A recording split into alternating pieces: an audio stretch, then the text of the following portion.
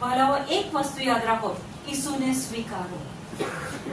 ઈસુને આ લેવલથી સ્વીકારશો તો મને ખબર નથી, પણ વચનો જો તમારી અંદર ગયા, આત્માની અંદર ગયા, જીવન બદલાઈ જશે. પ્રેઝન્ટ, અત્યારનું જીવન અને ફ્યુચર તો આપણું સિક્યોર છે. આપણો ઈસુ આપણા પહેલા ગયો છે, આપણી જગ્યા તૈયાર કરવા પડ્યું છે. એ આપણી પાસે કોઈ કર્મો નથી માંગતા.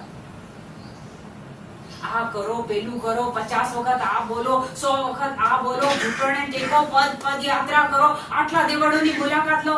ઈસુ કશું નથી માંગતા. ઈસુ કહે છે તું મને ઓળખ.